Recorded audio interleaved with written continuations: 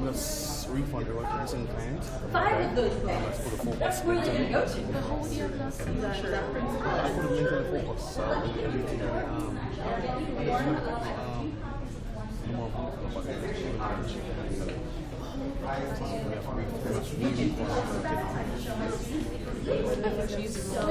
Oh, okay.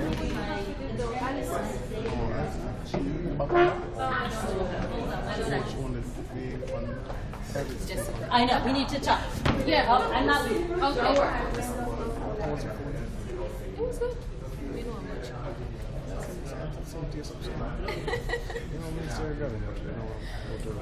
have much. I didn't have breakfast, I only had lunch though. Yeah. Yes. But I'm okay. So, yes, so. Is this just us, the crew, and no audience? You need a call too? No, that's done. We didn't message with a beer. Everybody was messaging you. No, me can't imagine.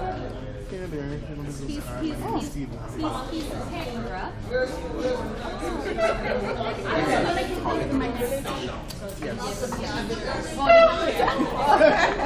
He is bestie with my stepdaughter. And the mom asked him if they're related. So that's all right. All over? What's the We are ready to rock steady. Everybody get ready. And you rock steady. I'm a full time.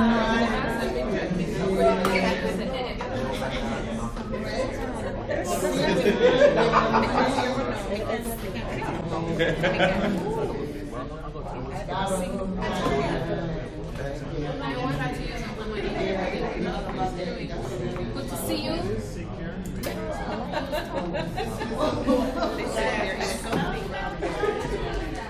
Okay, folks, are you joining this session, this conversation on leadership? Is this being live streamed? Does anybody know? Yes, it is going to. I know how to comport myself. You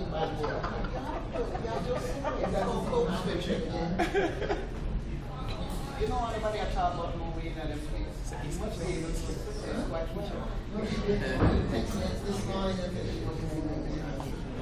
So can we get ready to start, please? Is this being live streamed, sir? Yes, sir.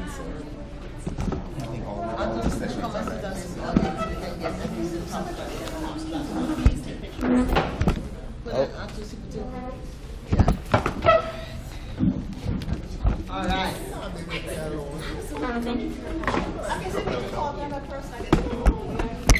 All right. Greetings and salutation. Welcome to the future. Thank you. This session is called Leadership for Smart Education Futures. And we are going to have a highly participatory conversation about the future we want. We have 3 seers who have traveled here from 2030. They have gone forward in time and come back with some really great visions of what they would have achieved. And we're going to have basically a design conversation, right?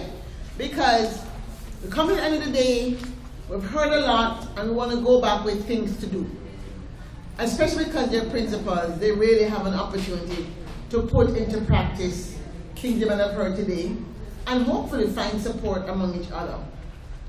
So let me introduce myself. For those of you who have never heard me before, I'm Dr. Claire Nelson. I'm the Chief Ideation Leader for the Futures Forum. It's a practice that does futures and sustainability engineering. And most of our work is around promoting the SDGs. I'm highly involved in STEM agenda, space agenda, and the ocean agenda. So with respect to the Caribbean region, I'm focused mostly around the issues of ocean agenda, because the blue economy is big. We do some work in agriculture, and we do some work, as I said, about space. On my Caribbean side, I should also talk about that. I run a nonprofit in Washington, D.C. that's fairly significant. It's called Institute of Caribbean Studies. We are an advocacy group that basically harasses U.S. State Department, AID, all the federal agencies, the Congress, the White House, to secure better U.S. foreign policy and help to kind of give ideas about how we think foreign aid should run. So one of the things we're doing now, we're trying to promote the need for more transparency. And when the government gets funds from USAID, we want more transparency. We want to see, especially the youth money, we want to know really what happens to the youth money. Did the youth actually get any money? Did the program get any funding? Because one of the things that really upsets the diaspora a lot is the high level of violence. So I'm here because I believe that if we can get more of the schools really operating in a different way, working with 21st century children and 21st century ideas, maybe we can stem the tide of what, according to the Minister of National Security, is traumatizing for him.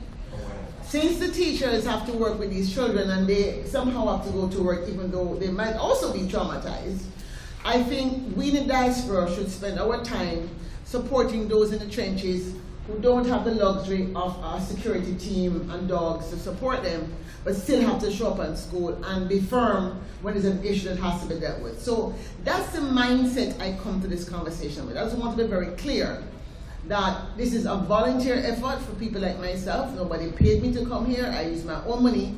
I'm not funded by the UN, the World Bank, or anybody else.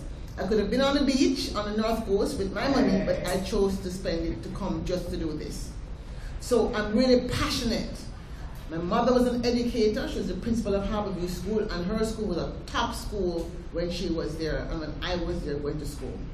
And I believe that Jamaica's future lies in us really doing a better job at educating our children to find the best angels of their nature and to live out the dreams that they have of themselves.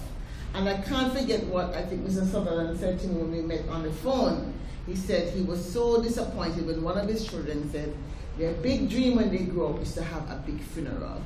I cried a little bit when I heard that. So today we're talking about leadership for smart education futures. And I want to preface it by saying they are titular leaders, obviously they're principals.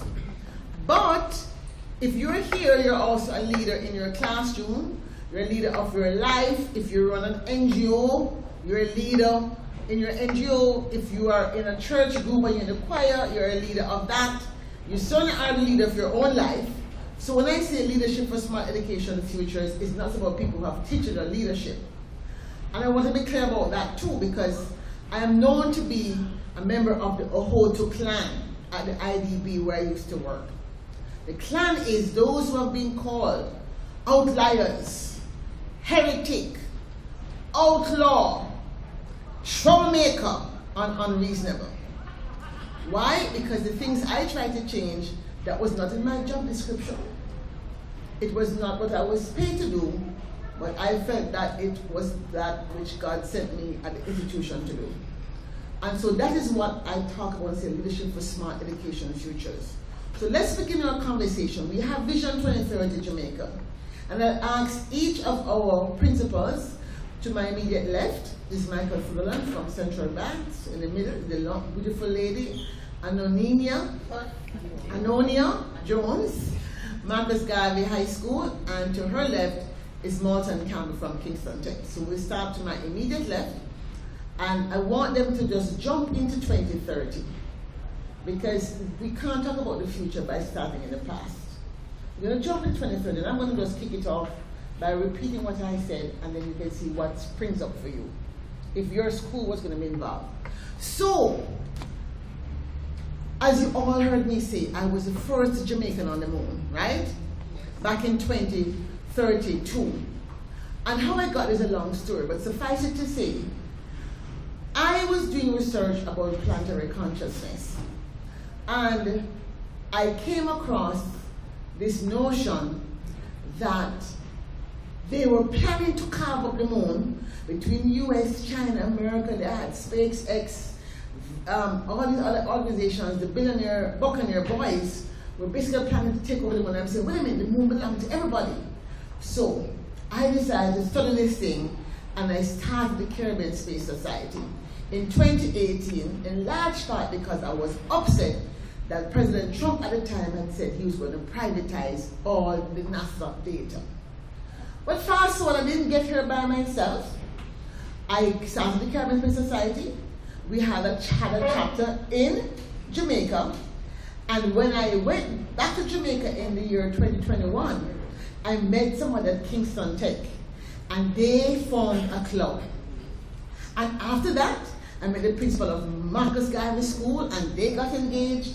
I met the principal of Central Bank School at this conference I went to in 2023, and they got the children engaged. And so Jamaica was the first Caribbean island to sign up to the UN Outer Space Treaty in 2024. I was so ecstatic because I've been pushing for that. Now, Mr. Campbell and Mr. Sutherland and Ms. Jones are here, so they can tell a bit more about how they got involved in this whole agenda to make space and space science and technology, the way we read our climate data, the way we do precision agriculture, the way we do GPS, all these things, how they got those things into their schools, starting when we first met back in January 2023 at the Teachers Summit. So let's hear from Mr. Sutherland.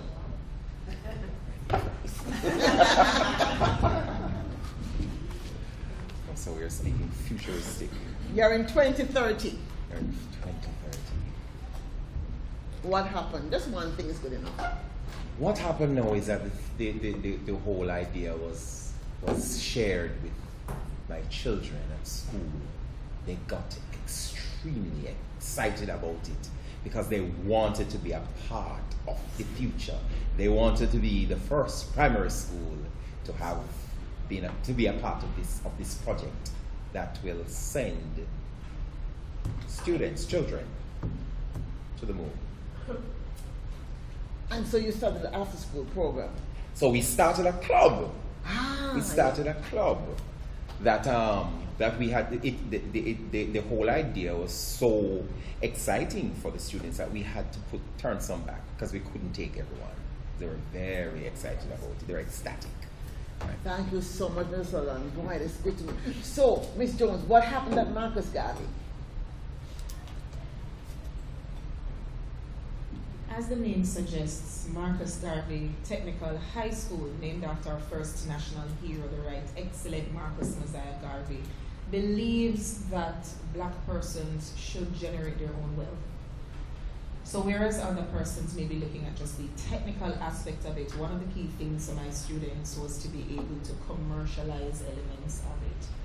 So our students did not want to just be passengers, but they wanted to be able to look at all the aspects of the operations of the future and look keenly at how the technical and vocational skills could be commercialized. We believe in service above everything. And so for us, where we recognize that there would have been resource constraints, there is never a lack of customer service in Jamaica. So a part of what we do is that we look at the hospitality of the travel, and we believe in ensuring that people feel like they get a bang for their buck, but the buck ends up in our pocket. Yeah, and what I heard, because they were so good at technical stuff, I decided that I was doing this project at Morgan State, and we're looking at power. So the first thing we did at technical is we had them learn how to do solar power wiring. Anyway, Mr. Campbell, over to you. Thank you, Dr. Nelson. When we heard about the project, I said, whoa, my KT stars would love this. So I went back to the school and I envisioned, I said, how do I want my KT stars to look in 2030? And then I said, you know what, I want this throughout my school. So I started to look at my system, I started to look at my processes, I started to say, what do I need to do different? And I started to think, what careers, what skills, and what do I need my stars to have in 2030?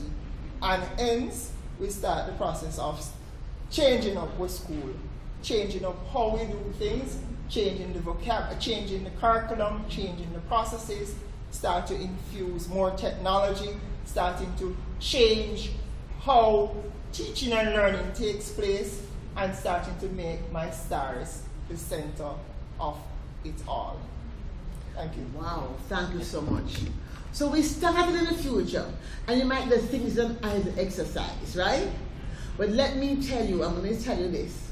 When I wrote that story for the first time in 2016, and I performed it in Arizona at the Emerge Festival of the Future, I had no intention of starting a Caribbean Space Society. It was written into the play, but it wasn't my intention. However, in 2018, when I did in fact read that President Trump was going to privatize NASA data, I got upset and said, how is the Caribbean and other poor countries going to, no, I have to do something, I have to do something. And because I had written this story, it was so real in my mind that it was very easy for me to think of who do I know. I remembered we had honored 3 Caribbean people who work at NASA, and we started with just a conversation with the 3 people I knew who worked at NASA. Today, in 2023, there is in fact a Caribbean Space Society.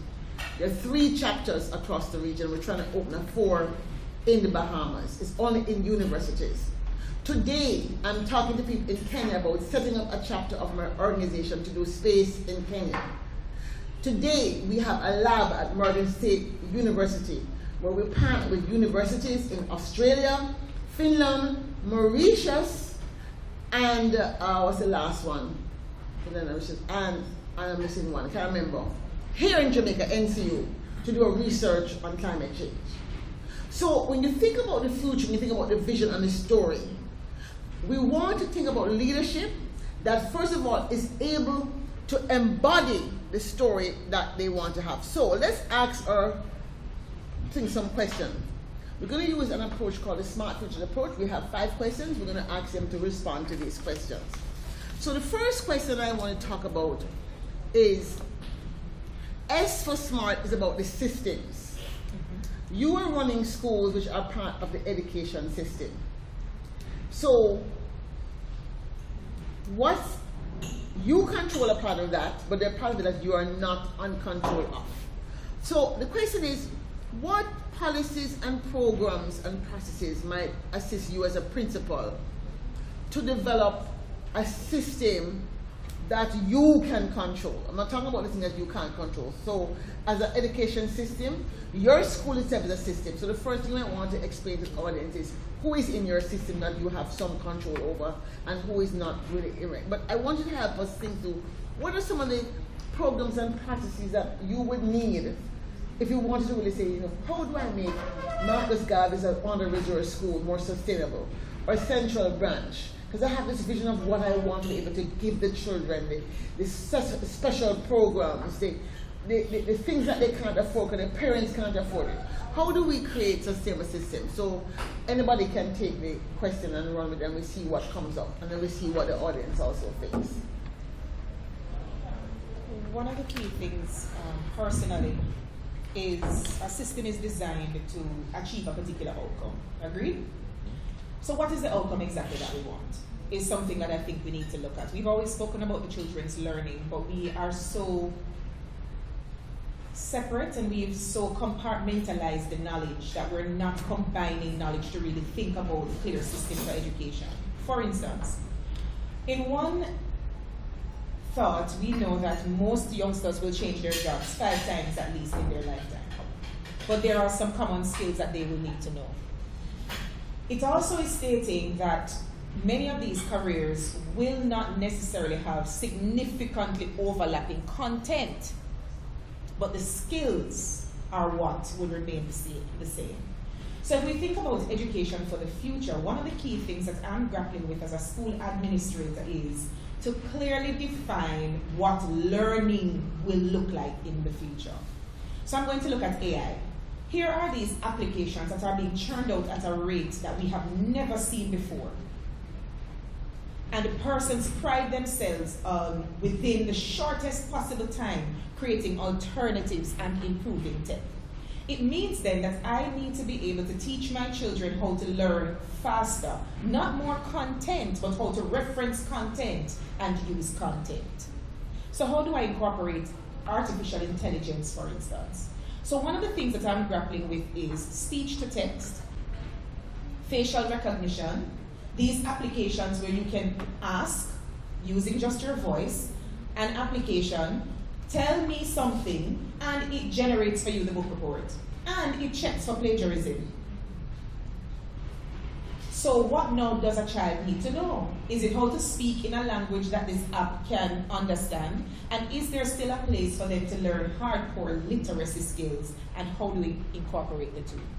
Because what is happening for me is that the system that I preside over has archaic technology, archaic thinking tackling future problems, and that is unsustainable.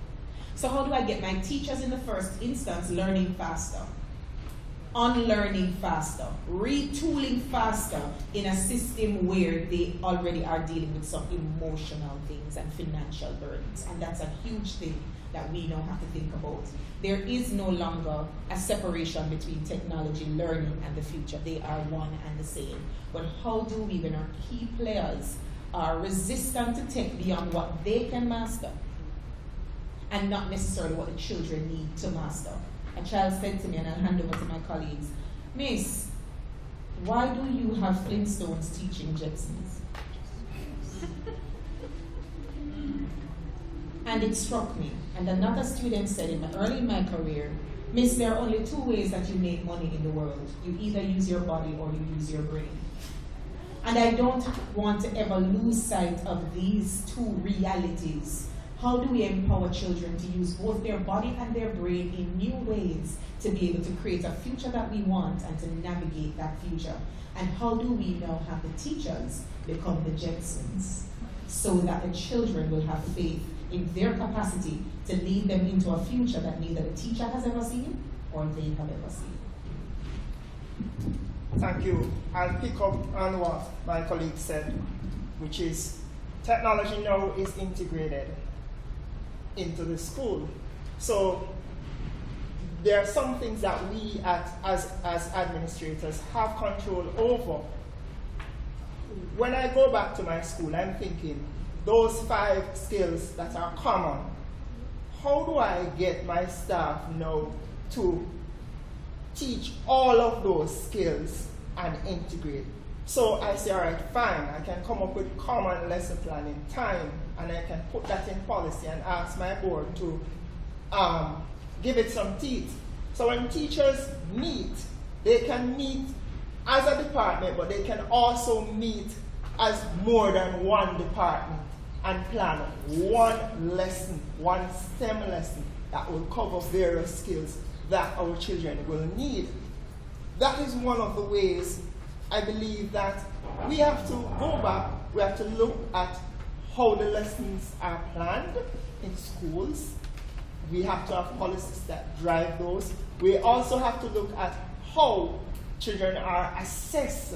It is not just that we are trying to teach them so that they pass exams. Those days are over. We want to make sure that even when they're at school now, they're learning the skills, they can apply what they would have learned, and those things they should be able to use them to start creating jobs for themselves and others.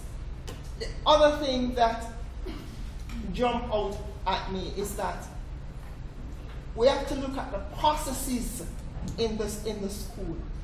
And we'll mark the names, mark it in the register, those days are gone. Teachers writing on the board, those days are gone. Google Classroom is here to stay. It means that the content should be on the Google Classroom. It means that our children, as much as it is difficult, we have to start put these things into policies, that they start to check the Google Classroom every day for assignments and different things. It means that we have to start all our parents accountable and getting them involved in the system, that they themselves can go there and check. Renwell, those systems that are coming, we have to start utilizing those things, and we have to start put policies and ask the ministry to start driving these things so it becomes standardized right across the board, so that we can somewhat bridge the inequality in education, because the top schools, the Wilmers, the Arden, the Campion, is way ahead. It means, therefore, COVID would have come, it would have given us some opportunity. You hear the minister say, yes, we give out that, we give out this. Fine, it would have somewhat tried to bring it equal, but it's not really equitable. But it is a start. So we have to get policies from education ministry to drive some of those things. And then at a local level now, schools can share best practices and see how we can implement so that we can, somewhat meet Mr. those Sutherland? goals. I don't have much to say, but one of the policies that one policy that I would like to put in place is in our planning that we include the voice of the children. We often plan these things and we say we're doing it for the children, but we haven't heard from them.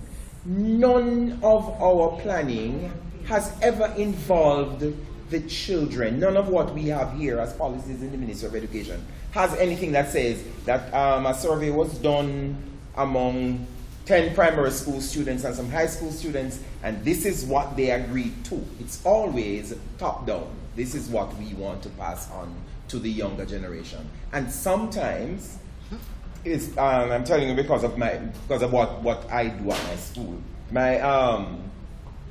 I consult my children.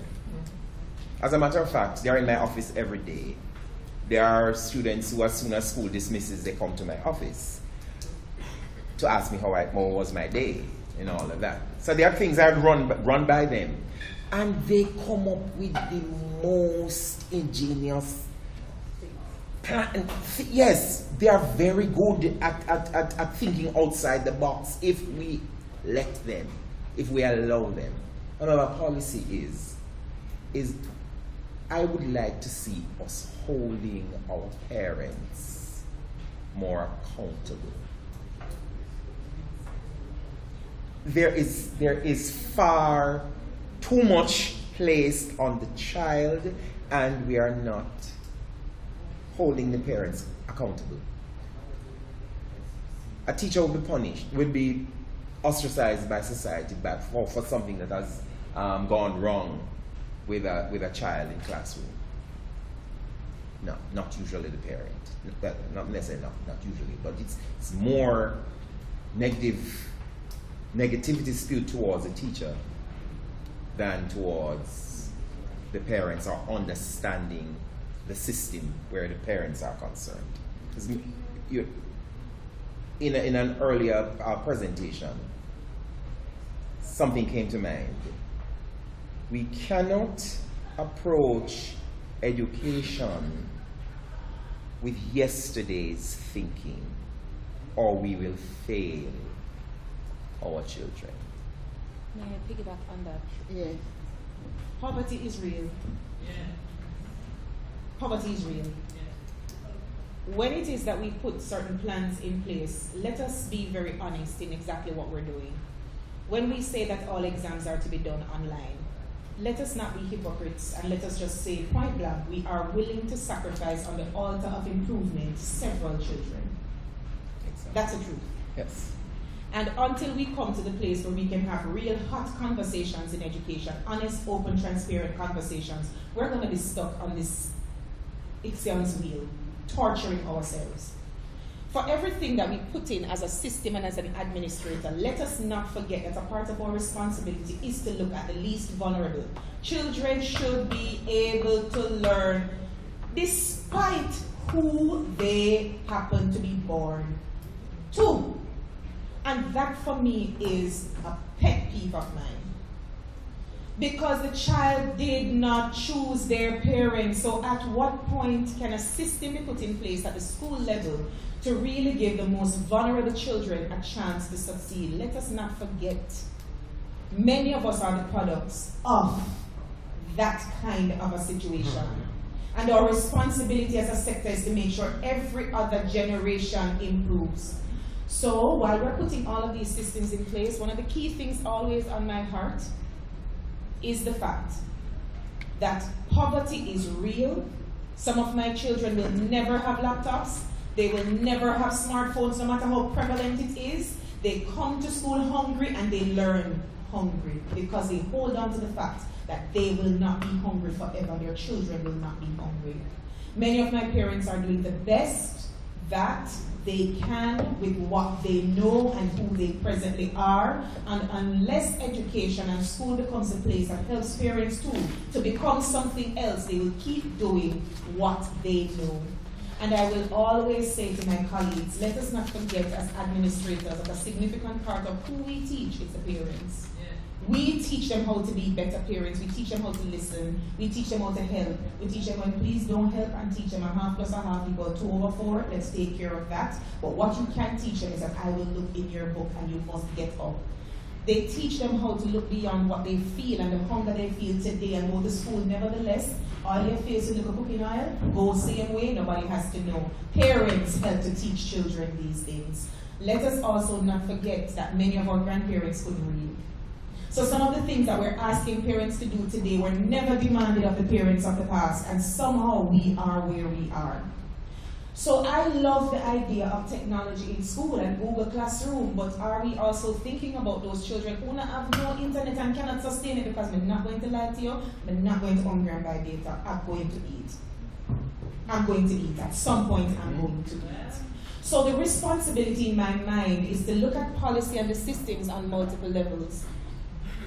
My minister has the responsibility of using her platform to liaise in a more deliberate and direct and effective way on macro policy for the most vulnerable children, because the ones that are not, their parents will take care of them.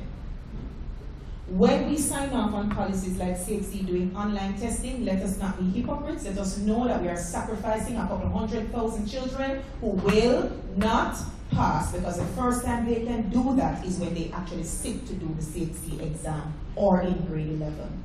So we have to get very honest in the system, Dr. Nelson, and we have to start ensuring that a part of putting pressure on parents is also recognizing that in-between space, while we're improving, let us create safety nets for the children.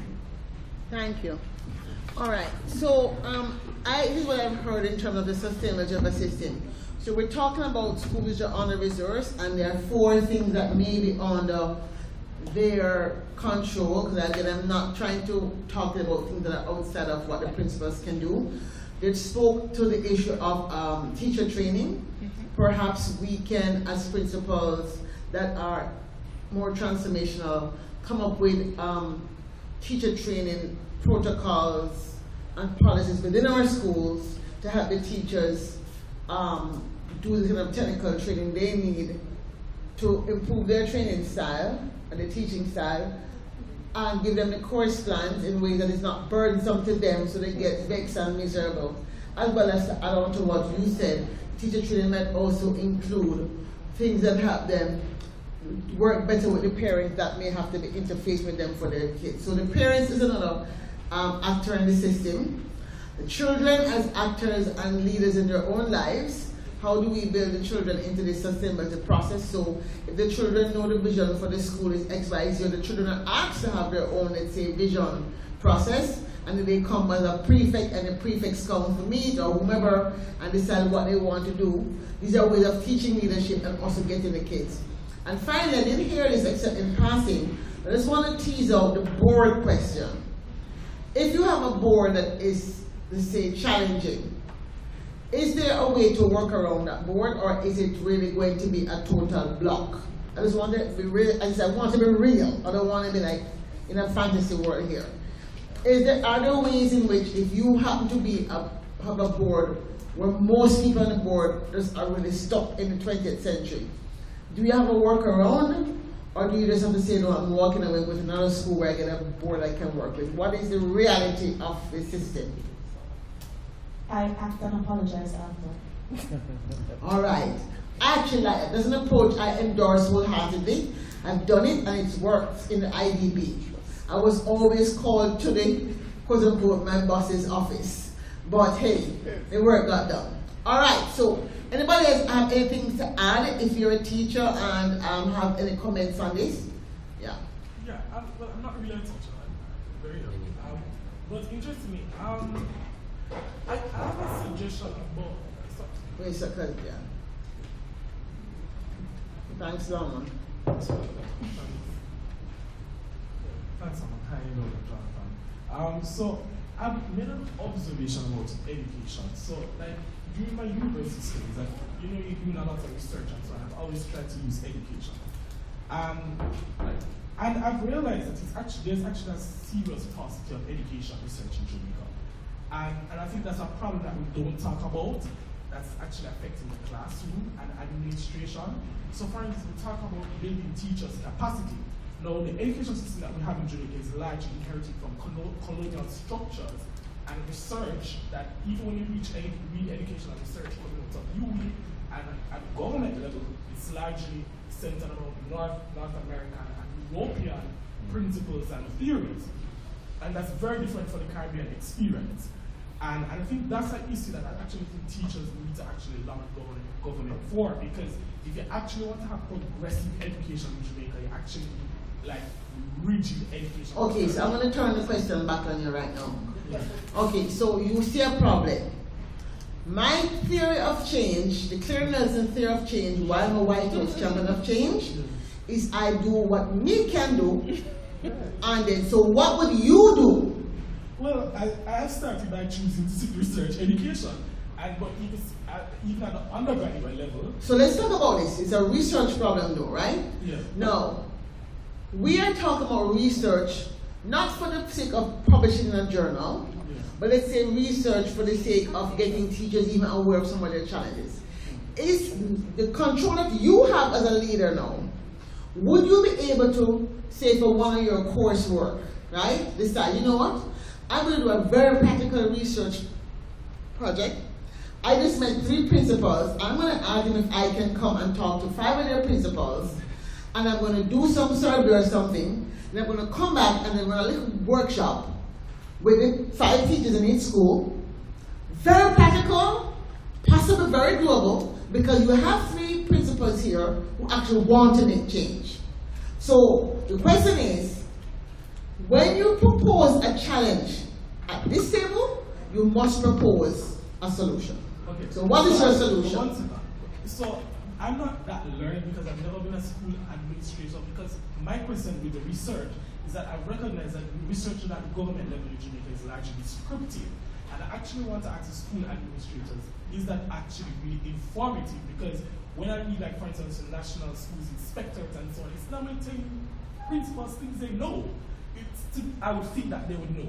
So it's telling you which schools are poorly performing, it's telling you, like, you know, which school needs more resources and those kind of things. But I'm actually starting to wonder, is it a case where maybe you guys need more research in terms of actually looking at, like, student demographics and what principles, what theories might work for this demographic of students in the Jamaican context? And would that actually help school administrators in terms of being more informed, be better administrators at that level? Lamont, you want to respond? Yeah. Yes, Principal Jones spoke about, well, I think you asked the question, I'm going to piggyback, but I think you asked the question about school boards. And I love the response that you gave, because bureaucracy sometimes stifles development, right? I find that there are many principals, not my esteemed friends, I'm sure, who walk around the school property just waiting to retire. That's what they're doing. They're tenured, they know they will not be terminated, so they're not putting in the work. If we want to change our school system, principals must recognize that they are the CEO of their locality, right? They are the CEO and their teachers are their staff members, and they have to get results. So, as Principal Campbell spoke about technology, and Anniona said, well, I prefer to buy food than buy data. Both points are valid. There's merit in both issues. But the principal, as the CEO of his or her institution, must understand the culture of the institution. In understanding the culture of the institution, we'll have to understand the culture of the staff members, the students, or the stakeholder, primary stakeholders, the parents of the students, the communities that the students come from, and then design a strategy for their particular institution. Right. Yeah.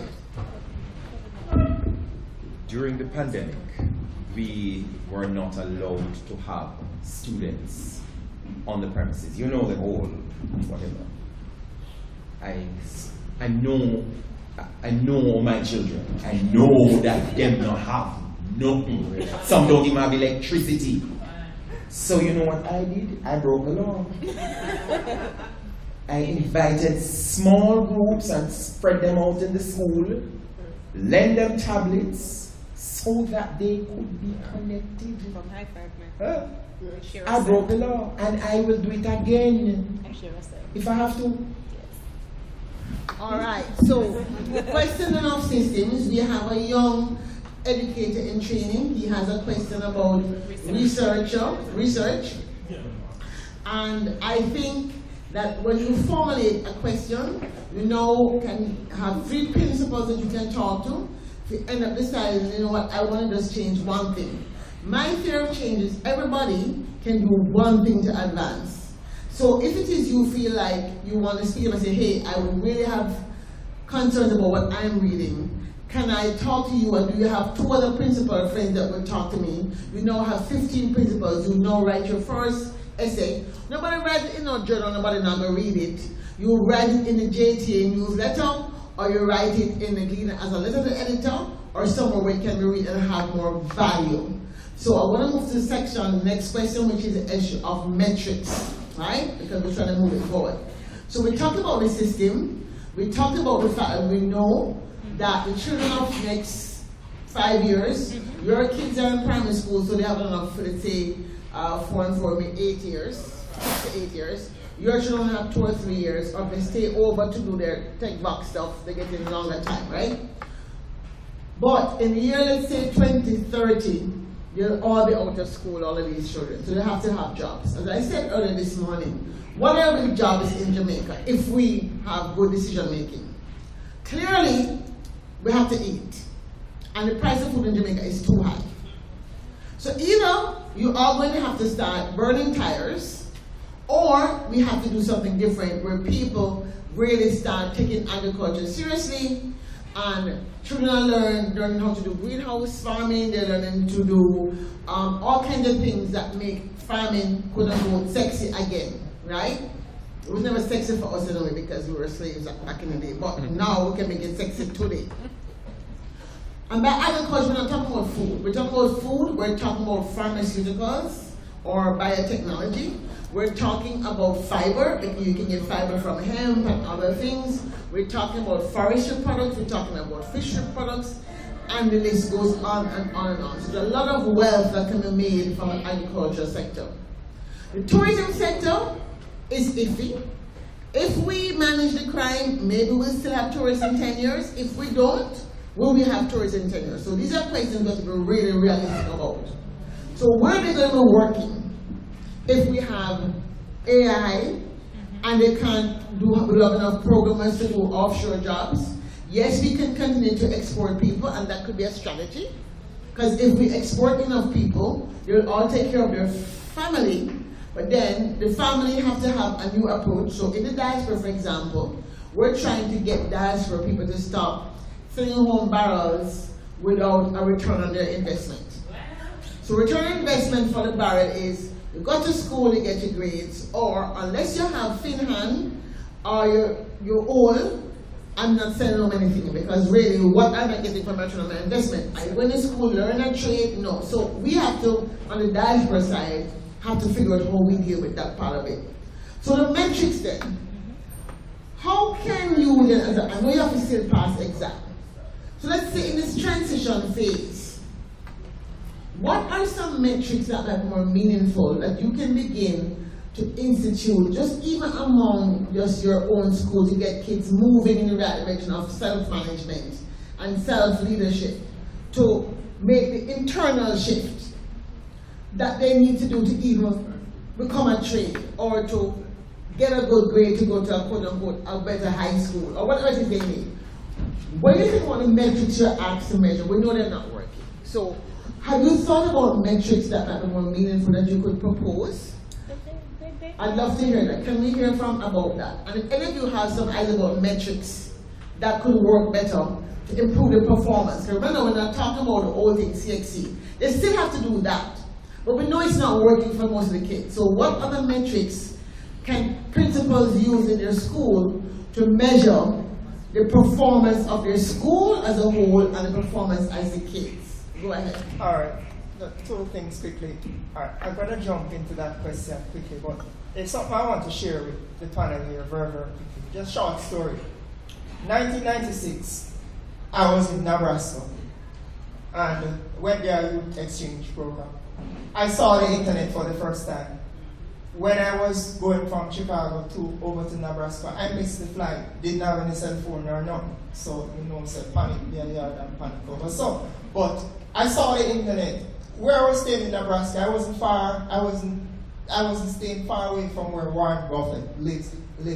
And the person was saying, well, I was the richest man in the world. I wasn't even interested in that.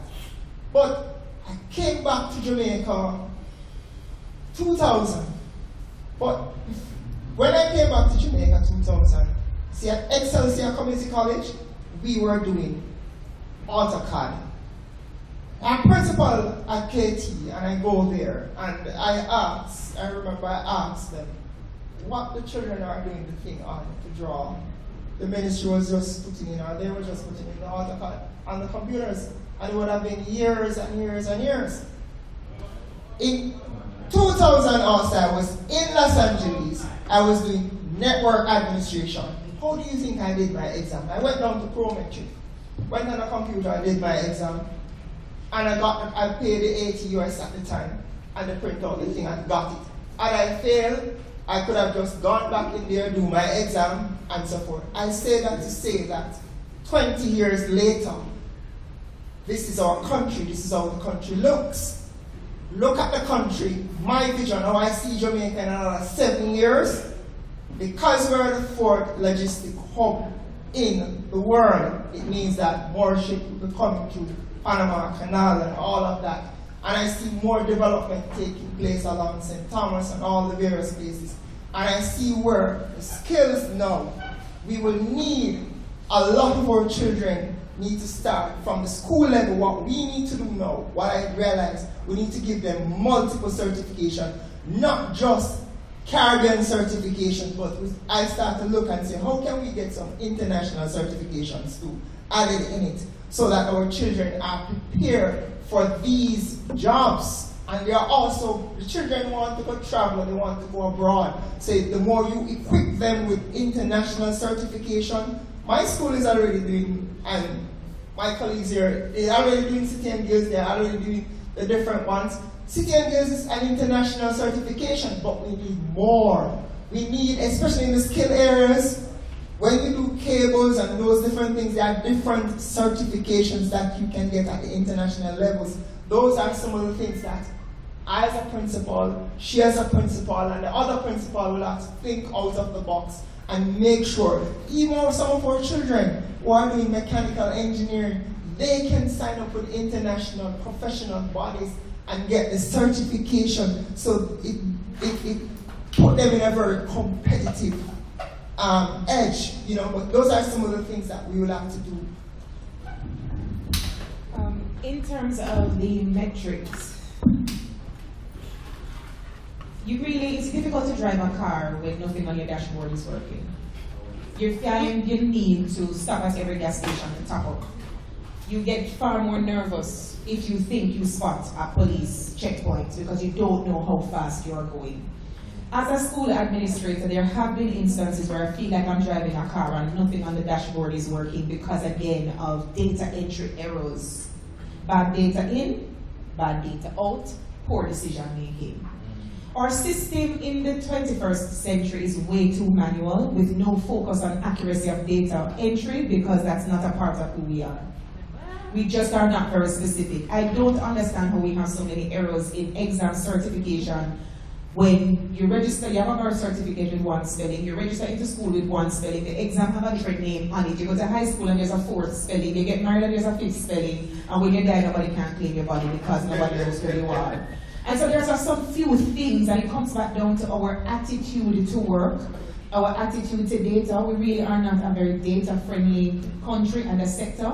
I find that a lot of the members of my team churn out data for compliance and not for local use. And I'd like to think that in Jamaica, we don't have the absence of laws or the absence of systems. What we have are systems where the communication of its purpose is horrible, Everybody has to do research to get an undergrad degree. It is now the minimum standard for education. So every licensed teacher would have produced at least one thesis. And that thesis would have to be done in education. Last year alone, I participated in 6 research studies, and the only party that sent me back results came out of the University of, I think it was Oxford University, was the only body that gave me any feedback on 6 pieces of research that I would have participated in. I have offered the local universities to have their final year graduate research students come to Marcus Garvey and do research across everything. Language, literature, engineering, environmental science, you name it, from it involved human beings, come to our institution, and we don't have many takers.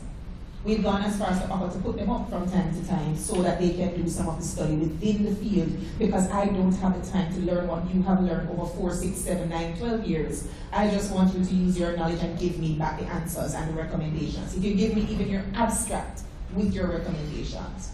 So a part of the ongoing metrics that I'd love to see is a policy statement that says research done in schools, you have to give the research back to the institution for use. Whether it is qualitative, quantitative, mixed method research, doesn't matter. You have to, as a part of your certification from your body, especially locally, you have to give the answer back to the schools.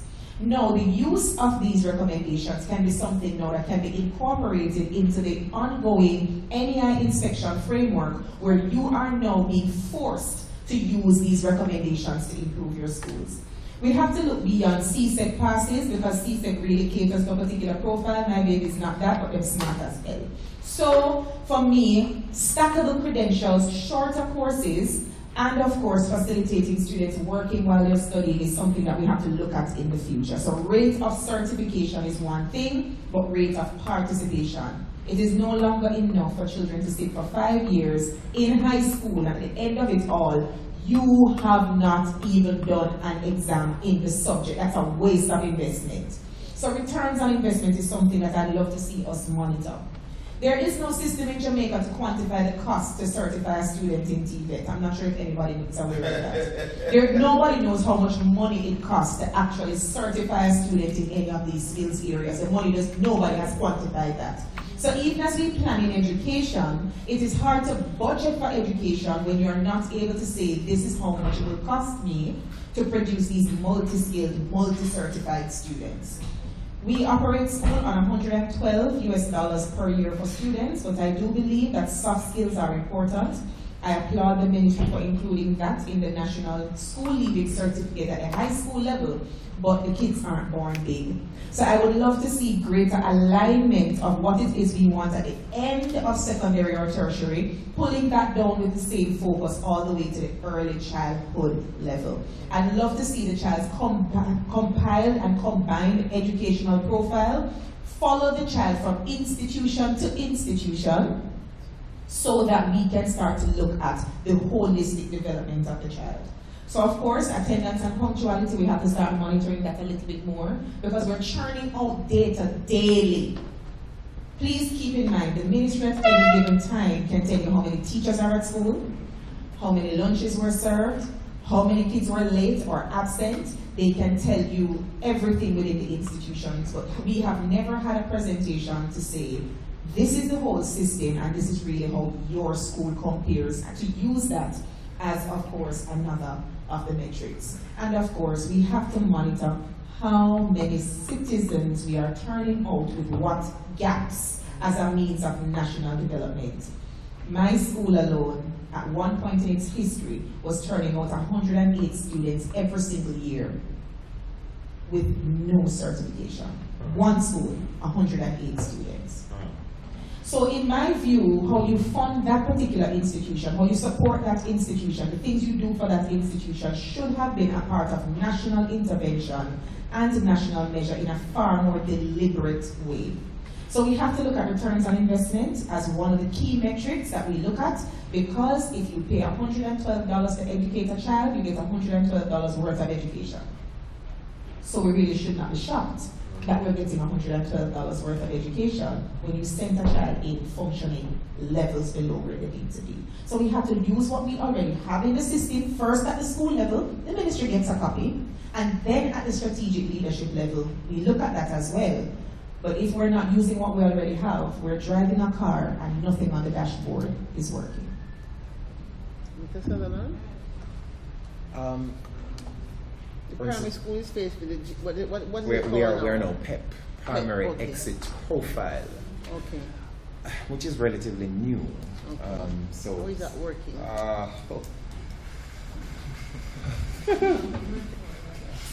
Where do I start? Okay.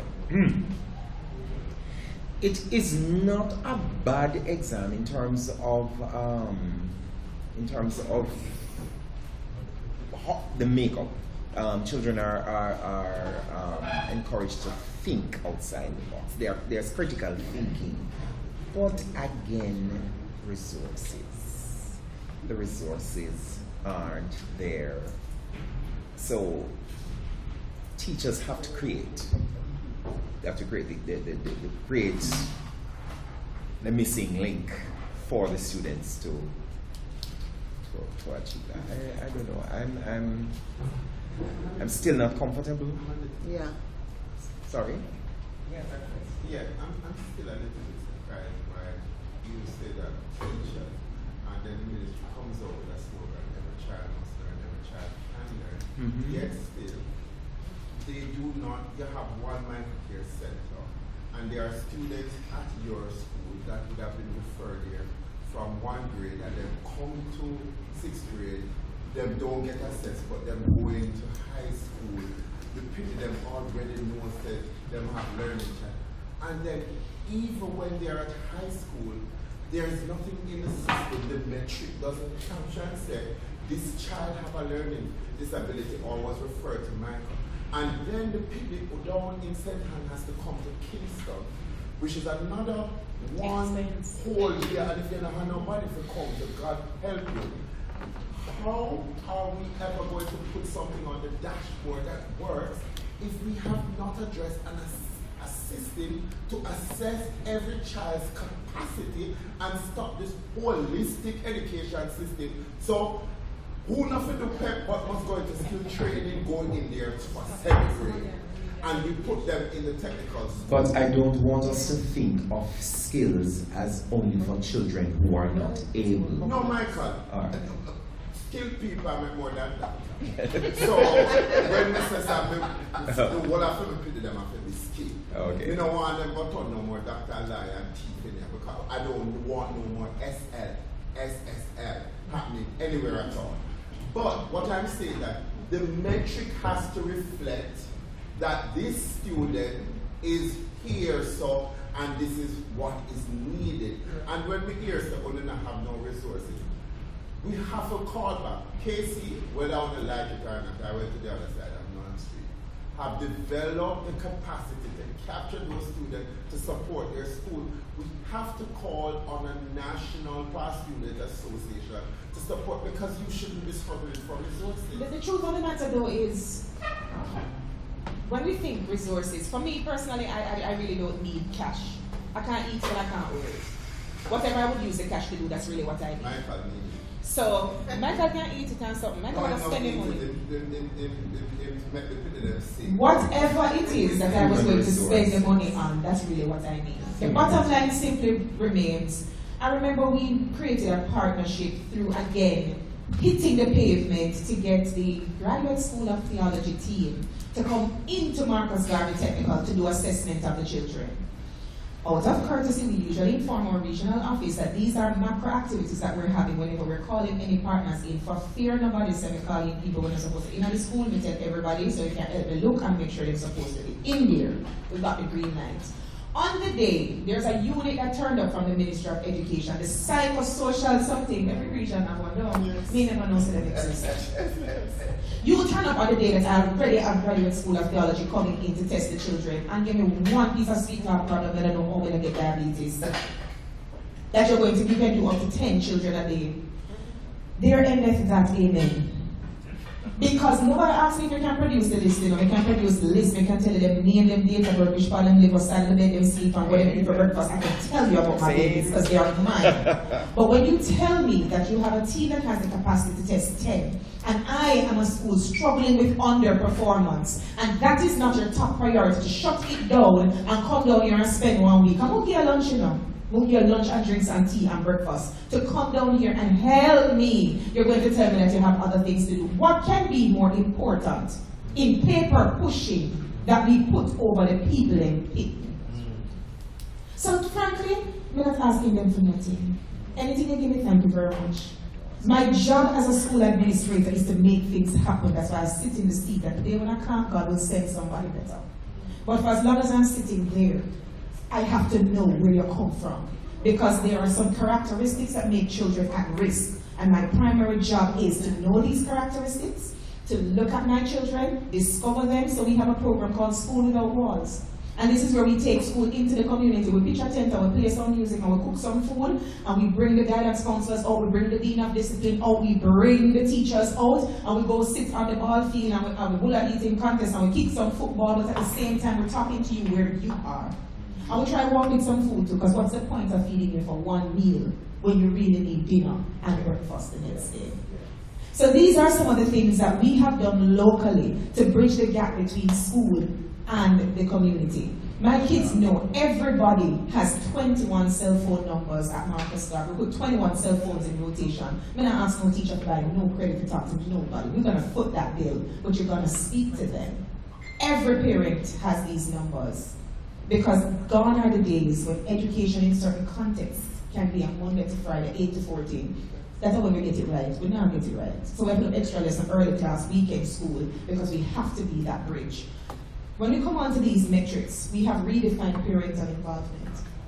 If you get the babies to school, you're involved. If they have a book, then they get involved. You're involved. So we celebrate small wins, because we will not join the narrative about parents should. The bottom line is, I'm going to tell you what you need to do, and you have to give me that. Because I will knock on your door at 2 o'clock in the morning with the police. And I'm very happy that the Jamaica Constabulary Force partners with Marcus Garvey, the Jamaica Defense Force partners with us. When our vehicles can't go, they say, come, Jones. And they put us in the back of those police vehicles with the M16 rifles, and we go out into the community, because if my people now come to school and wanting when they answer to me, no. I'm not even joking. And there are many principals who are like that. It's just that we're tired. We're tired. And I'm very happy that we have conferences like these that give us that kind of international reach to say, hey, we just need a little more wind beneath our wings to be able to get these things happening. But we are monitoring some things.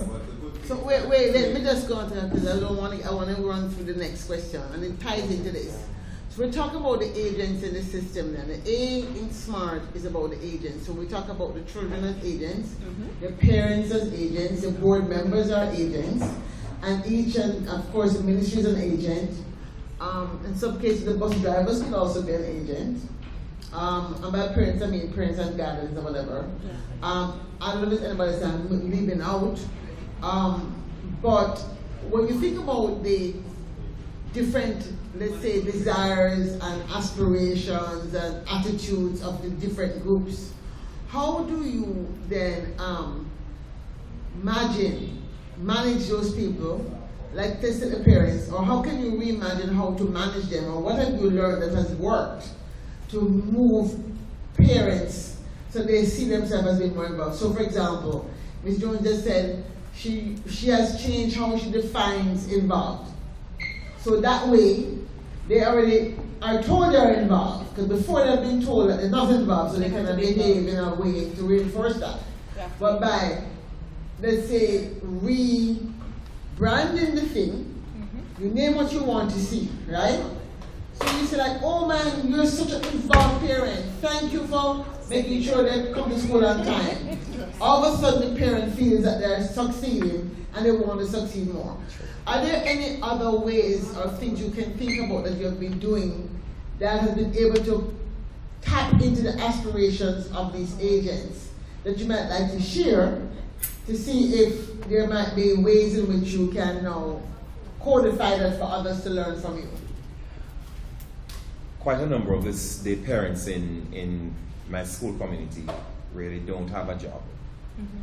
I am skilled in the area of food and nutrition. I used to be a foods teacher in high school. So what I did, I started up an evening program for the parents. So they come Monday to Thursday.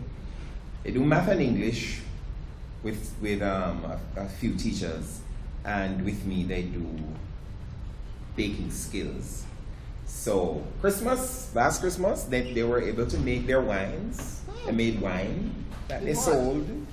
I used local fruits. Right. So we did that 6 weeks before before Christmas. It takes 6 weeks, and of course they learn the science of it, because instead of using a bottle cover, use a balloon to cover it, so that when the gases expand the balloon after it deflates, the wine is ready. So that's one thing. Yes. So they are taught these things. Next, now we did our fruitcake. I taught them how to make their fruitcake. They made the fruitcakes and they were able to sell fruitcakes so that they can make money during the. So it is empowering them to help themselves. Taught them how to make patties during Easter. They make Easter bun and everybody make them thing and sell so that they can have. So it's really empowerment. They can feel good about themselves. They can do something. One parent sent me a voice note that caused me to have wet eyes. She said, "Sir, from me thank the day me go up and Ray of Hope and see the program, because you make me want to be the best at everything me want to be now."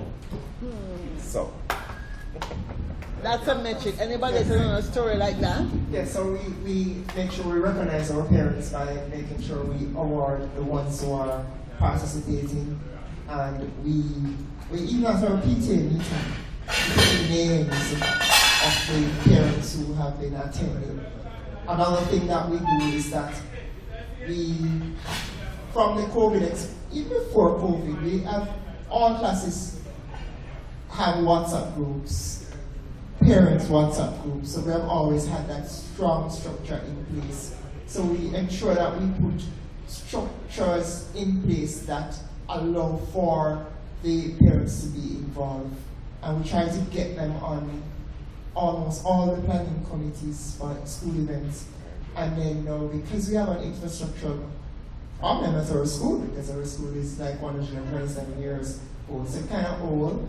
So in fixing it up, they are involved. So part of all the coordinators' action plans, they engage the parents. The parents have to do something to either paint classroom or adapt a classroom or something like that. So those are some of the methods that we use to have them engage. The ministry sends no money for, you really don't send any money for things like traveling. And they get $10 million for advocacy. In the spirit of trying to keep the government work, I won't touch that with a long stick. But one of the key things that we try to do is to encourage unit leaders to forge their own partnerships and to try to match partnerships to specific projects that have a specific length of time and an output. Because there's nothing worse than contributing to the church building fund and you never have one tile change, one knob change, and so. So the measure of accountability. You see, when you're in the rebranding phase, you have to ready yourself to receive. It doesn't make any sense that you're praying to get, but you have your fists clenched. You have to open your hands. So accountability structures were one of the things that we did to be able to prepare ourselves for partnerships. So the parents know that we are not going to call you willy-nilly. We try to have at least 2 PTA meetings after 5 o'clock and then one during the day, because we have to think about the number of times we're calling parents and they're going to lose pay. So we have to meet you halfway. Some of the meetings, we don't call you any at all. We do it over the phone. We find alternative ways of having conversations. Another thing that we do is that we have to acknowledge the role of the teachers. The teachers are amazing at getting parents to feel a certain way. So we have to be very deliberate in what we want the parents to feel, the children to feel, and the community to feel about the school. And we really took a lot of years working on that because perception is people's reality. So we own the narrative of Marcus Garvey Technical High School. We determine what stories get told, the platforms on which they get told, how that information goes out. Again, we look at other government agencies that may already have a budget and may already have public education written into their strategic plans. So we do a lot of work on homework. Which agencies, which companies must give something, whether for tax purposes, whether for public education, and we send somebody to slide their way in. So road safety has to come in, fire department has to come in, forestry department has to come in, because what that does is it reduces my operational budget for some things and my instructional budget for some things, just by ensuring that your goals get met and my goals get met. We try to monitor our school calendar as well to ensure that we set a more healthy rhythm in school so the children also find a way of enjoying themselves. And one of the key partners that we definitely need to work on a little bit more is the teachers. You can't get to the children except through the teachers. So we're now looking again as administrators, what can we do to make the job of a teacher easier administratively, but more effective instructionally? Because if we keep asking the same thing of the teachers while other things are changing, you're going to get overwhelmed. They're doing a lot of paperwork with no time to even use the data that they are generating. So we have to think about automating a lot of things that we're doing and creating systems where when you punch a number in, the system creates the analysis on some of those things for the teachers. And that is where I think the next big chunk of our budget is going to go.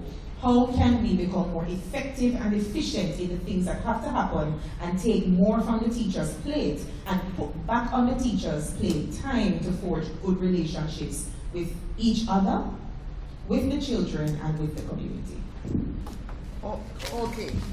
All right, so that takes us then back into the fourth question, which is about the issue of resilience. Well, obviously COVID was a shock to the system. We're talking about a community which are already very resilient in some ways. I mean, they find a way to stretch it out and make two, they find a way to, get school shoes. Somehow they make it at least.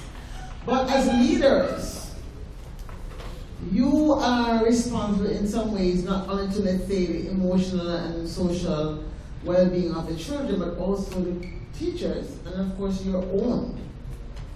So, how might you as an administrator think about policies and programs that can address challenges to the system? Some could be budgetary, but I think maybe we should focus more on the human capital resilience, because at the end of the day, if you're not well, you can't do anything. So that could be priority in terms of how you might want to measure resilience. So what are some things you might have tried to keep your staff, your teachers and your ancillary staff, buoyant and wanting to stay engaged? And how do you yourself, are there techniques that you have been using to kind of get over that David others can't listen and I'm going to quit? And then you go to sleep for a day and a half and then say, okay, I won't quit, because how are you doing that? Is there a way we can build a system around that so that other teachers, other principals and leaders may not have your natural fortitude? Some of us are just built to be able to withstand more. That's the reality, right?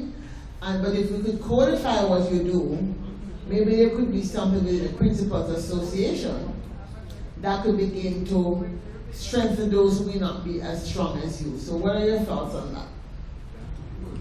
Just quickly, it's kind of twofold because we have natural disasters, but just schools nowadays, our job, the workers are looking a little bit more from the schools for other things, right? So what we're trying to do is to create space, and we know there's lack of resources. The spaces are not so as nice as we would like them, but we're trying to improve them, and we're trying to encourage certain lifestyle. Like, for instance, if you come to my school on Friday, you see teachers exercising, right? Because we were encouraging that. We also put in a subtle way, the staff room must be closed at a certain time. Why? Because we don't want our teachers to be in there and burned out.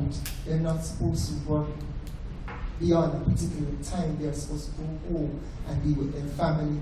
We try to create space, staff lounge, that they can interact with each other and talk and that kind of thing. We have a lot of socials and encourage the different grades and the different heads of departments to have different things for the department. So they will go out to a restaurant, they will have different evenings that they play games and things like those. So that will deal with their needs.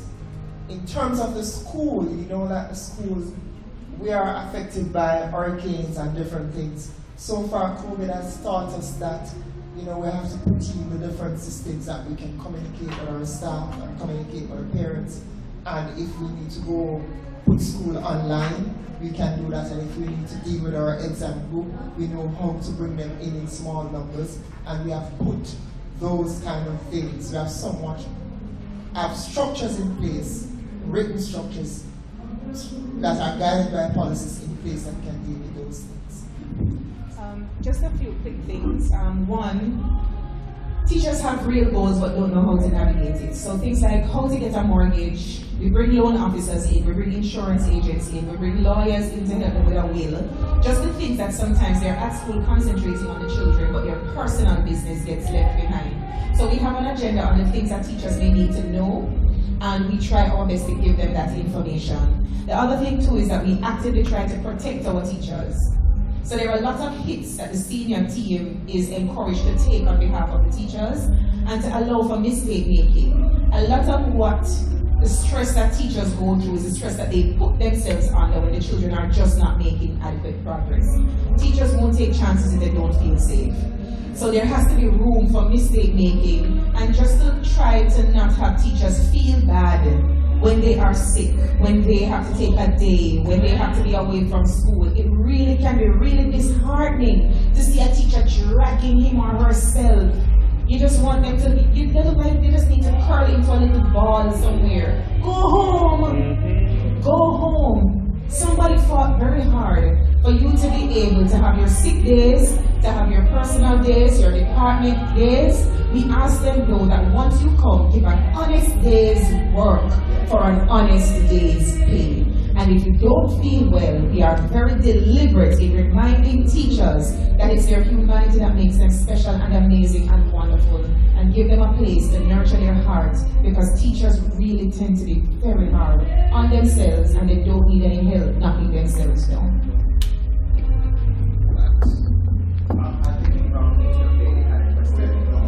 On a Friday evening, I encourage my teachers to stay back.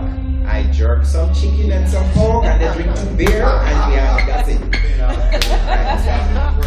Alright, I heard the music as they want us to wrap up. We have the last section of questions and then we can have an open mic, quote unquote.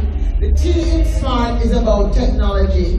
And we already heard about all the challenges in technology. Some people don't have broadband, etc. But still, we can do a lot more, I think, with technology in a transformational way. So what are some ways in which you think, as a leader of your space, you might want to see, certainly for this year, 2020 just started, and then come to December 2023, what would you want to have done with technology differently to have a better impact in the running of your system, which is the school system?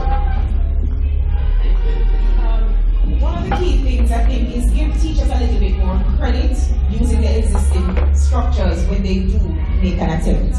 So there is the appraisal system where teachers really can get bonus points in a very deliberate way when they make an attempt. Whether or not it works effectively or not, once you see the teacher making progress. Because a large part of it is we're always asking for more, but we are not necessarily holding ourselves accountable for using what we already have optimally.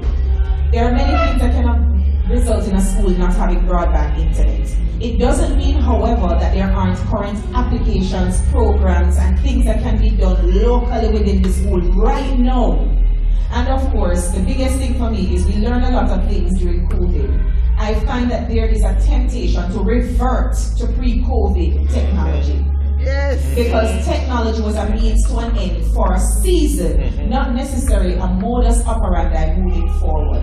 So right now, if I could get my school back to where they were in the peak of COVID by December, I think that would be a good foundation upon which to launch into 2024, because these teachers made the impossible an everyday lesson during COVID. COVID gave us everything we were asking for. A lot of things that we said could not happen, they made happen on a regular basis because teachers are that amazing. The elastic got stretched. When we let it go, it is going to revert. So what we need to do is to not let it go, but rather maintain that stretch and build on it. So personally, I just want to get back to the peak of COVID, and then I'll take care of 2024. Without the COVID. Without the sickness, but just the thing. I think on that. I may not say anything more. I did so.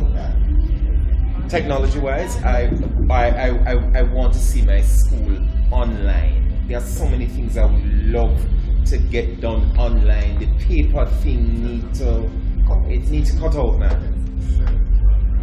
We need to get online.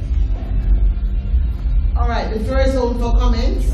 I just want to acknowledge that this gentleman here in the checkered shirt had his hand up earlier, as well as this. Wait, who had a question? My question was already answered. It was, okay, I'm just trying to Thank you.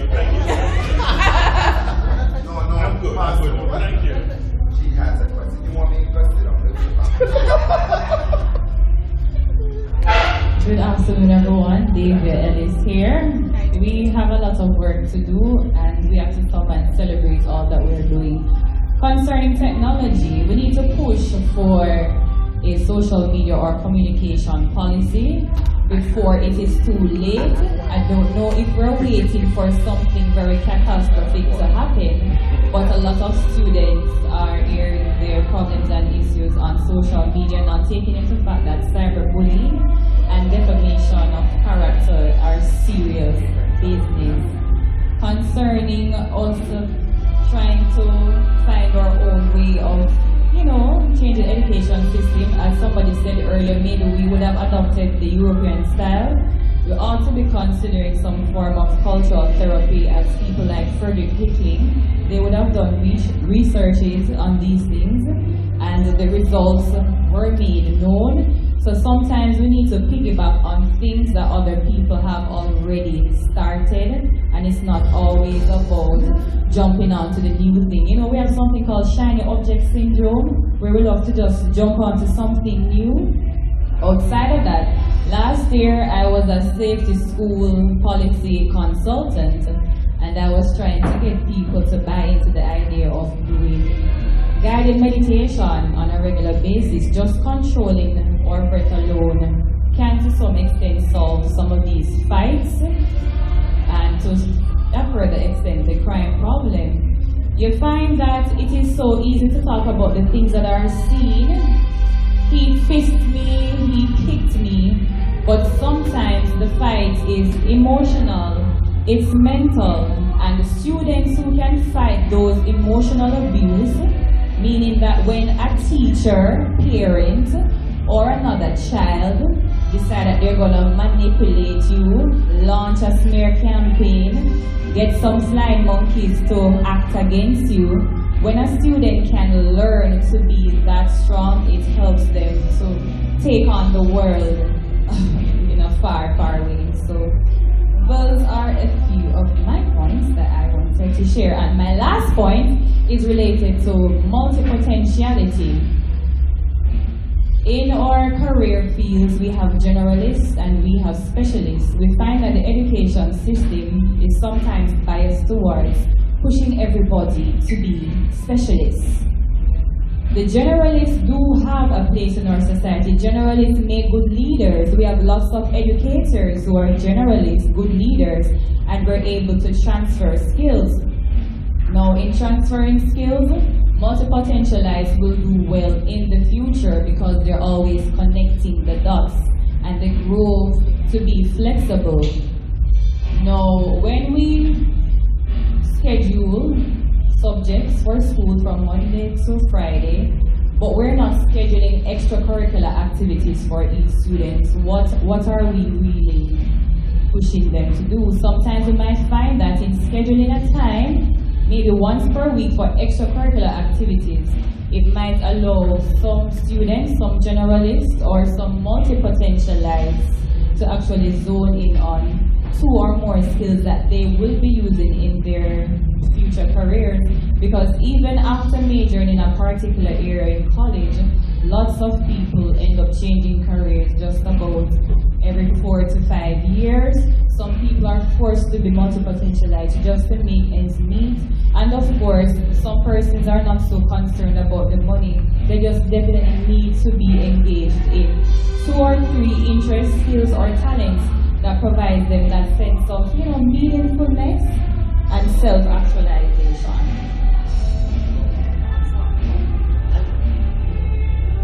One of the things I hear you talk about is that you try out your seats for the chance.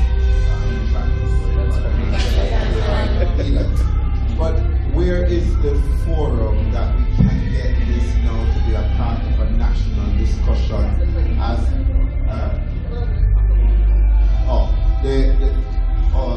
we have heard you out of the Futurist.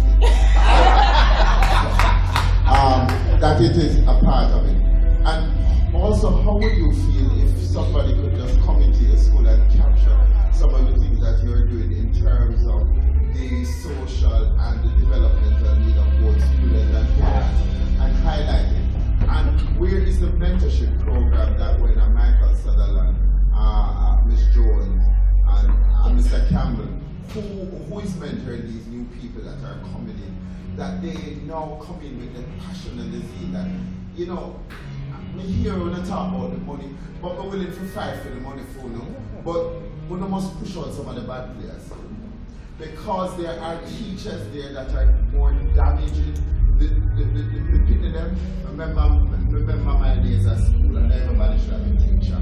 And the things they like the police, but we must push out the bad players there.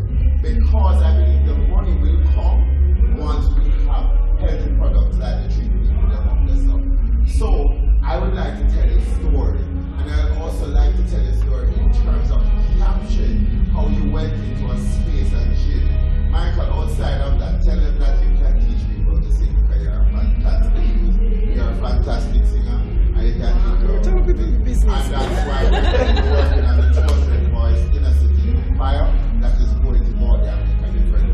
But we need a mentorship program, a national mentorship program for our teachers, because oftentimes when you hear parents say, all the school wants to do a big fundraiser for them and them now learn, it's a poor reflection that we are not getting the information, and we just think that we are part of a system that is perpetuating sending out ill-prepared citizens, but we don't know that you're a fantastic group of people that are making the sacrifice and going to the cross every day to change the world.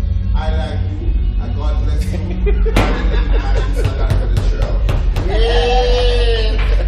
well, I think actually he said it.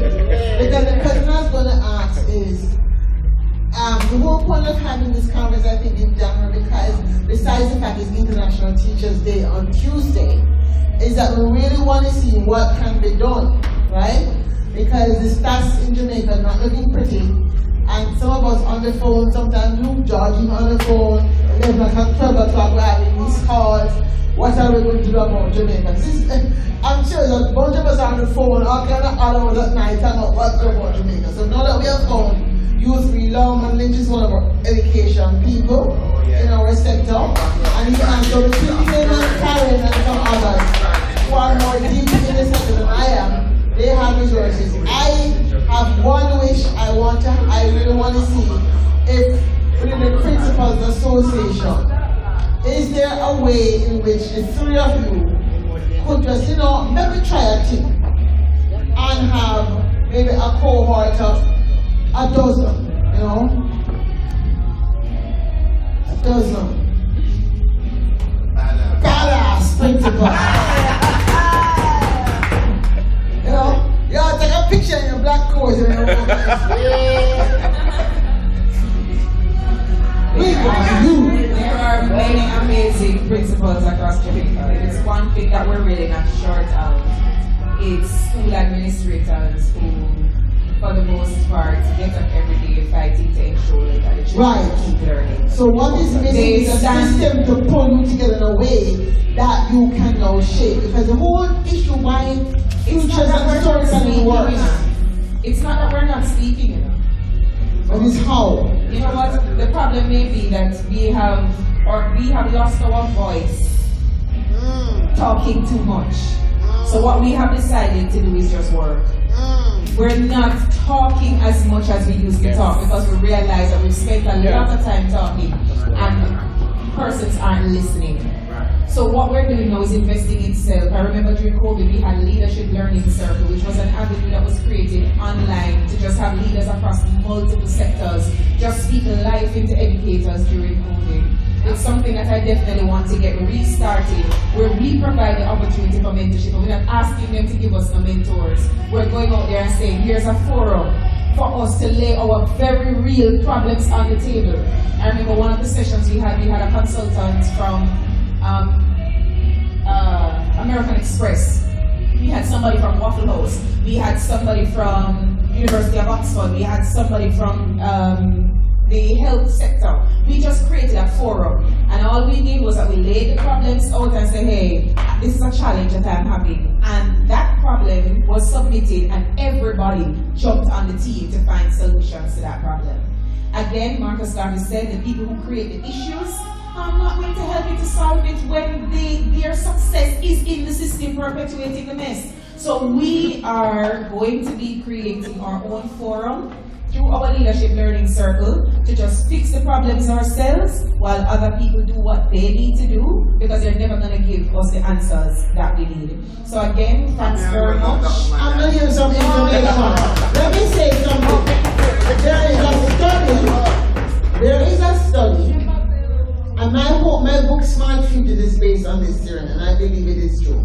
Renton and that says, to shift a system, you need 10% or 11% of that system believing in the possibility of the transformation. So you have a leadership circle going, so I'm very deliberate. So let's say you know there are 13 or 1,500 schools in Jamaica. It means that really you're only looking for what? 150, let's call it, top up to 175 principals to agree to be on the same page. So it's no longer Michael Fulham's story, Miss Jones' story, and Maulton's story. Now you have this cohort, the leadership circle, that's saying, this is the vision, we are doing it. Enough parents in your school believe it, supporters in this room believe it, and now you're beginning to turn the tide. Because what we do is turn the tide to force the official system to change. So this is going in where you change first, you get enough people to change. They said that is how the women's movement was able to make the women's movement in America pass. The studies show that this is also how the same-sex marriage movement was able to get the tide to turn around the issue. So is this something that you think you would want us to, as Diaspora, to support leadership circles? It's a place to start. Can we start with that?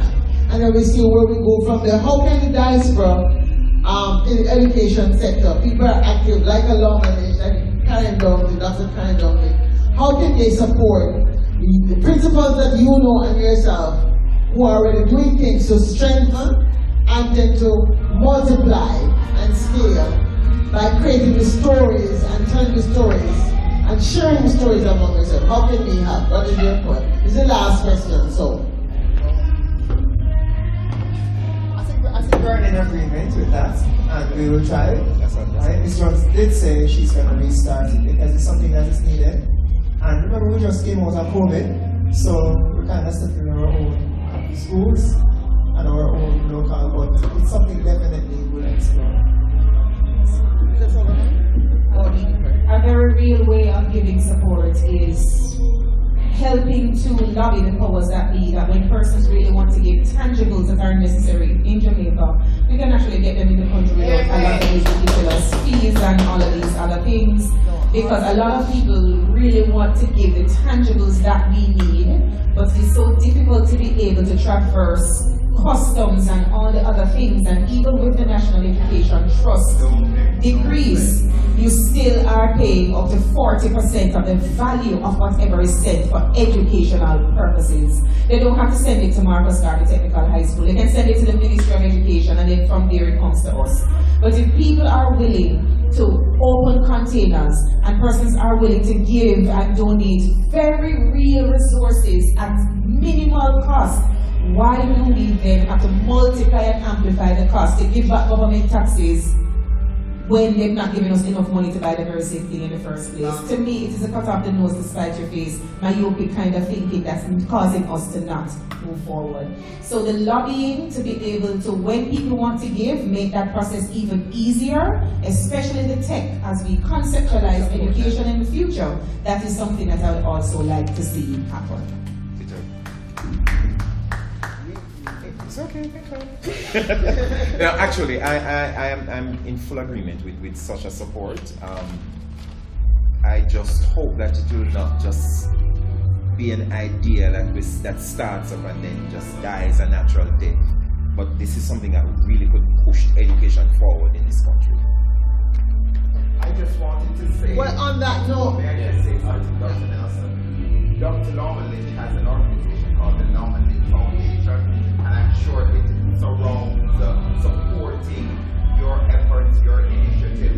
And if we can align, yes, Norman and Law.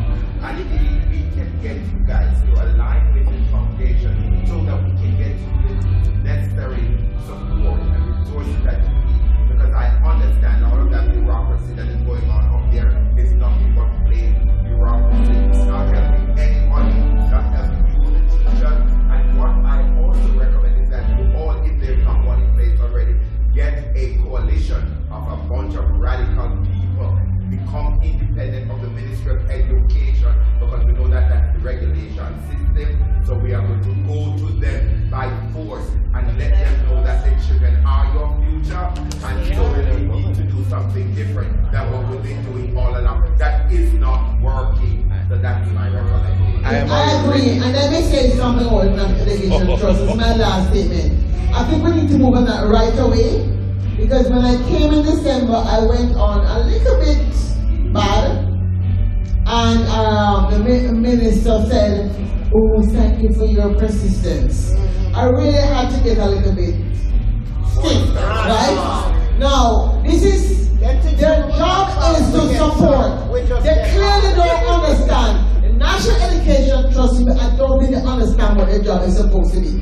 So I think coming out of this, a specific recommendation to the ministry should be, and I think maybe Dr. Dunkley, even though she's an outgoing national representative, can write a letter.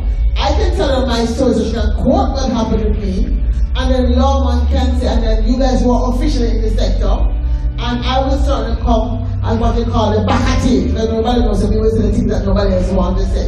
I'll be the backative, me and Michael will be the backative, because the National Education Trust people are blocking things. They're supposed to, in fact, they should be running us down to get more from the diaspora. Years ago they tell me, say they need to come look for the computer them. You know who got them? The Dominican Republic. I've been doing computer recycling programs for the longest. How only way we could get them in, brought them in by parts or wrap up in another plastic. Them knew none of that, knowing our cards and nothing. I had to teach people how to build computers because of the way. We don't have money to pay them taxes, but I still found a way to bring in equipment. So that is a concrete recommendation. I want to give our serious a round of applause. Yes. We have two specific outcomes. The leadership circles will start. I am saying to you, three principles that before I came here, I got a lady that has a strengths finder. She's willing to do a conversation with you guys to see if that can help with your teachers, and eventually we can make it available through the schools. I also have set up, already pre-set up, a conversation with an organization called Teach the Future. So you can instead of you can invite maybe 1 or 2 other people, if you don't want, if you think, okay, let's invite to make it 12, we start on the 12th, and we have this conversation, and then so there's 2, or and there's 2 at least 2, and of course there's 3 specific things that will come out of this, and so Lawman as the Education Center putting you in charge of me in this regard. So your job is to say, Dr. Nelson, you said you do this, when are you going to do it, okay? Alright, so thank you all for being here. Give us everyone an applause. And I thank have their names and schools again, please. This is Michael Sutherland from the Central Branch Primary School. We have Anniona Jones from the Marcus Garvey High School. And we have Mr. Maulton Campbell from the Kingston Technical High School. Thank you so much. And we will find ways to get to you. What I said, we have to go on your website. You see that link? Yes. All right.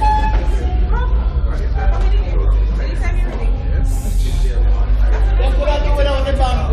I'm actually half an hour late. Me too. I have to run to a wedding that's supposed to be How are you coming down Monday? How are coming down? Coming down by now? I